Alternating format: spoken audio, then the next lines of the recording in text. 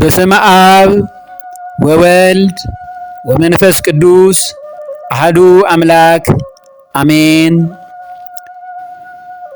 እግዚአብሔርን የምትወዱ እግዚአብሔር የሚወዳችሁ የኢየሱስ ክርስቶስ ቤተሰቦች በጌታዬ በኢየሱስ ክርስቶስ ፍጹም ሰላም የአክብሮት መልእክቴን ሰላምታዬን እያቀረብኩላችሁ እንደ እግዚአብሔር ቅዱስ ፈቃድ በቀጥታ ወደ ትምህርቱ እገባለሁ።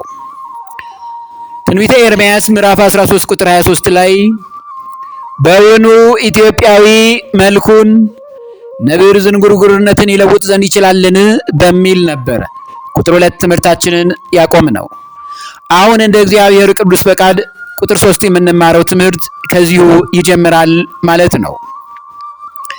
በውኑ ኢትዮጵያዊ መልኩን ነብር ዝንጉርጉርነትን ይለውጥ ዘንድ ይችላልን?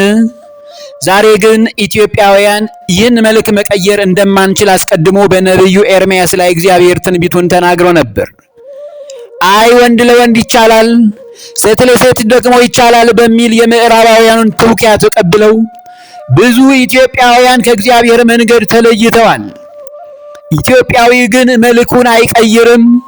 እንዲህ አይነት ጸያፍ የዝሙት ተግባር እግዚአብሔር አይወደውምና ከዚህ ኢትዮጵያውያን ትቆጠቡ ዘንድ ነው ዛሬ እንደ እግዚአብሔር ቅዱስ ፈቃድ ኢትዮጵያዊነት በሚል ትምህርት የምንማረው። ሌላው የኢትዮጵያውያን ሴትና ባህል የሌለው ካለው ጋር ያለው ከሌለው ጋር ተካፍሎ መብላት፣ መተዛዘን፣ እርስ በርስ መረዳዳት፣ በማህበራዊ መስተጋብር ከሌሎች ቤተ እምነቶች ጋርም ጭምር መዋደድ፣ መፋቀር፣ መቻቻል፣ በሐዘን ጊዜ በደስታ ጊዜ ከሁሉ ቤተ እምነት ጋር የሚሆን መዋደድ፣ መፋቀር የኢትዮጵያዊነት ልዩ ክብራችን ነው። ይህንን ልዩ ልዕልና ያለውን ክብራችንን ግን ዝቅ የሚያደርግ እርስ በርስ መበላላትና መጠላላት፣ መነቋቆር ግን ይታያል። በውኑ ኢትዮጵያዊ መልኩን ነብር ዝንጉርጉርነትን ይለውጥ ዘንድ ይችላልን? ስለዚህም እንዲህ አይነቱ መናቆርን ትተን በዘረኝነትና በጎጠኝነት በማይጠቅም ክፉ መንፈስ፣ ቅናት፣ ምቀኝነት ደዌ የተያዛችሁ ኢትዮጵያውያን ከዚህ መንገድና ክፉ መንፈስ ነው ውጡ። ኢትዮጵያውያን መልካችን እግዚአብሔርን መፍራት ነውና በእግዚአብሔር ፍቅር ውስጥ መኖር ነውና ሁሉም እንደ እምነቱ እግዚአብሔርን ማመስገን ነውና ክፉ ደዌ የሆነውንም ኢሉሚናንቲ መንፈስና እንዲሁ ግብረ ሶዶማዊነትን የኢትዮጵያውያን እሴትም ባህልም አይደለም፣ እንደ እግዚአብሔርም ሕግ የተረገመ ነው።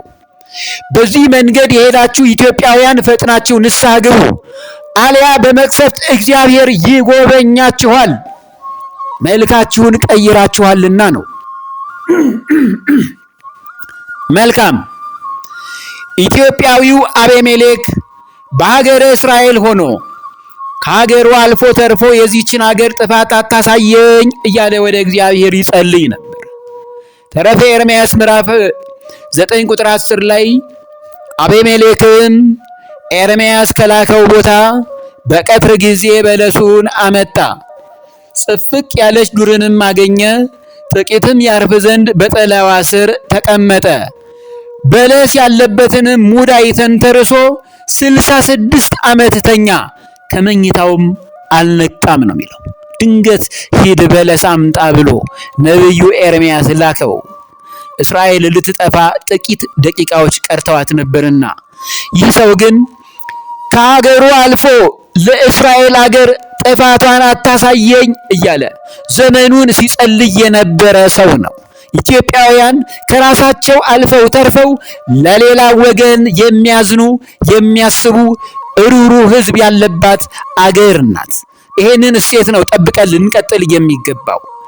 የበደሉንን ጭምር እግዚአብሔር ይቅር በላቸው እያልን ቂም በቀልን ከልባችን አስወግደን የምንጸልይ ኢትዮጵያውያን እሴታችን ይሄ ነው። የኢትዮጵያዊነት አርማችን መለያችን ይሄ ነው። ይሄንን ልዩ አርማችንን ዛሬም ከትልቁ ቅዱስ አባት አቤሜሌክ መማር እንችላለን። እግዚአብሔር ይህንን ደግነቱን፣ ቅድስናውን፣ በጎነቱን አይቶ 6 ሰዓት የተኛ ሳይመስለው ጎኑ ሳይፈርስ ምንም ብል ሳይበላው ምንም አይነት ችግር ሳይደርስበት 66 ዓመት 6 ሰዓት ያልተኛ እስኪመስለው ድረስ እግዚአብሔር በእንቅልፍ ከመከራ ሰወረው። እግዚአብሔር የማዳን ጥበቡ ረቂቅ ነው። ይህ ሰው ግን ኢትዮጵያዊ ነው። ይሄ ነው ክብራችን። ይህ ኢትዮጵያዊው አቤሜሌክ በአንድ ወቅት ነቢዩ ኤርምያስን በክፉዎች ነገስታት 30 ክንድ ጉድጓድ ውስጥ ጥለውት ከንጉሱ ጋር ልመና ቀርቦ ከጥልቁ ጉድጓድ ነቢዩ ኤርምያስን ያስወጣውና ያዳነው ኢትዮጵያዊው አቤሜሌክ ነው። በዘመኑ የነበረው ንጉስ ሴዴቅያስ ነው። ከሴዴቅያስ ጋር ዲፕሎማቲክ አካሄድን አድርጎ የዲፕሎማትን ስራ ሰርቶ ዲፕሎማሲያዊ ትክክለኛውን አካሄድ አድርጎ በጥበብ ኢትዮጵያዊው ታላቁ ቅዱስ አቤሜሌክ ይህን ቅዱስ ኤርምያስን ከጉድጓድ ውስጥ እንዲወጣ ያደረገው ታላቅ ቅዱስ አባት ነው። ኢትዮጵያውያን ብዙ ዲፕሎማቶች ያሏት፣ በዲፕሎማሲ አካሄዳቸው ወደር የማይገኛላቸው ታላላቅ የጥበብ ሰዎች ያሉባት ድንቅ ሀገር ናት። ይህንን እያወቅን የጻድቁ አቤሜሌክ በረከትና የአሰራሩና የአድራጎቱ ጥበብ የጸሎቱ ከእግዚአብሔር ጋር ያለው ግንኙነትን ከዚህ ቅዱስ አባት መማር ካለብን ኢትዮጵያውያን አሁን መማር አለብን። ይሄ ነው። ሌላው በትንቢት ስለ ዕንባቆም የተናገረው ስለ ኢትዮጵያ እስቲ እንስማው። ትንቢተ ዕንባቆም ምዕራፍ 3 ቁጥር 7 ላይ ዕንባቆም ማለት እግዚአብሔርን በጸሎቱ በልቡ ያቀፈ ነቢይ ማለት ነው። የኢትዮጵያ ድንኳኖች ሲጨነቁ አየው፣ የምድያም ሀገር መጋረጃዎች ተንቀጠቀጡ ነው ያለው። ትንቢት ነው፣ ድንቅ ነው። የኢትዮጵያ ድንኳኖች አብያተ ክርስቲያናት፣ የኢትዮጵያ ድንኳኖች እንግዶችን ለመቀበል የምድያም ሀገር መጋረጃዎች ተንቀጠቀጡ። ቅድም ዮቶር ኢትዮጵያዊ ነው፣ ግን በምድያም ሀገር የሚኖር ነው ብለናል። ምድያም ከኢትዮጵያ ጠረፍ መጨረሻ ድንበር ያለው ገላባት በሱዳን ጠረፍ ተነስቶ እስከ ጋዳሪፍ ድረስ ያጠቃለለ በኢትዮጵያ ሀገራችን ስር የነበረ ነው።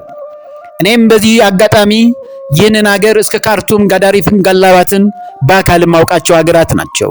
ምድያም ይህንን ሀገር ያጠቃለለ ነው።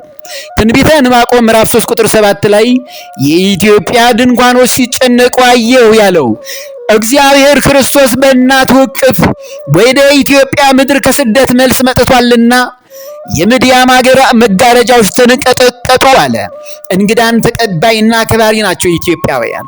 ትልቁ እንግዳ ግን ኢየሱስ ክርስቶስ በእናቱ እቅፍ ሆኖ ወደ ኢትዮጵያ በመጣበት ጊዜ ከስደት መልስ ማለት ነው። ይህን ትንቢት የተፈጸመው እመቤታችን ቅድስት ድንግል ማርያም ከልጇ ወዳጇ ኢየሱስ ክርስቶስ ጋር ወደ ኢትዮጵያ በመጣች ጊዜ ትንቢቱ ተፈጸመ። እግዚአብሔር ክርስቶስ ከ3 ዓመት ከ6 ወራት በኋላ በእመቤታችን እቅፍ ሆኖ ከግብፅ ሀገር ወደ ኢየሩሳሌም ሲመለሱ ወደ ኢትዮጵያ ገብተው በዚህ አድርገው ነው ወደ ኢየሩሳሌም የሄዱት። ይህን ነው ማወቅ ያለብን። ያን ጊዜ ነቢዩ ዕንባቆም ትንቢት ተፈጸመ።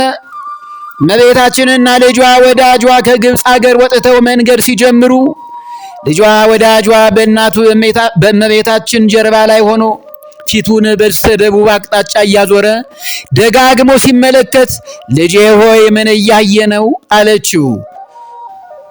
እነርሱ ባለበት ስፍራ ላይ ሆኖ ሲታይ ከኢትዮጵያ ሀገራችን በደቡብ አቅጣጫ ሆኖ ነው ትታይ የነበረው። ኢትዮጵያ ሀገራችን ከዚያ ከኢየሩሳሌም አንጻር በዚህ መልኩ ነው የምትታየው። ክርስቶስም ንግስት አዜብ እያለ የሚጠራት በደቡብ ማለቱ ነው። ያለችውን ኢትዮጵያን ንግስት ሳባን ማለቱ ነው። ይሄ ነው። መልካም።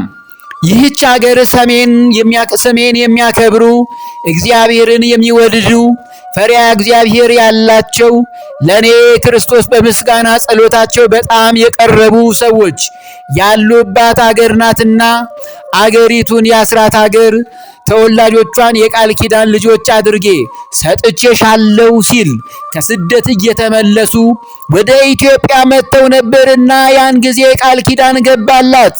እናስተውል። ይሄ ነው። ስለዚህም ነው ቅዱስ ዳዊት በመዝሙር ቅኔው መዝሙር 73 በቅንፍ 74 ቁጥር 14 ላይ ለኢትዮጵያ ሰዎች ምግባቸውን ሰጣቸው አለ። ከሁሉ በላይ የኛ ምግብ ቀን ከሌሊት አባቶቻችን ቅዱሳን በሰዓታቱ በማህሌቱ የሚያቀርቡት ምስጋና፣ ምርጌቶቹ ደባትሩ፣ ካህናት፣ ቀሳውስቱ፣ ዲያቆናቱ፣ አናጉንስጢሱ በቅዳሴ ሰዓት በኪዳን ጸሎት የሚተጉት ትጋት፣ አባቶቻችን ቅዱሳን መጻሕፍትን እየተረጎሙ ሌት ተቀን እግዚአብሔርን የሚያመሰግኑ መሆናቸውን ነው። ለኢትዮጵያ ሰዎች ምግባቸው እግዚአብሔርን በጸሎት በምስጋና የሚያመሰግኑት ማለት ነው።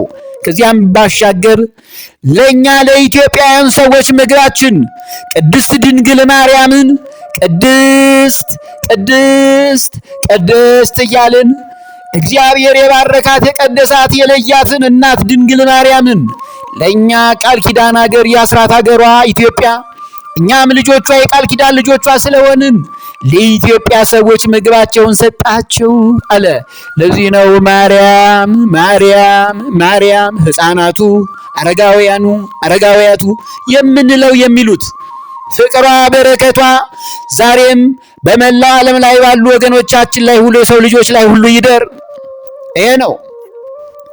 ለኢትዮጵያ ሰዎች ምግባቸውን ሰጣቸው አለ።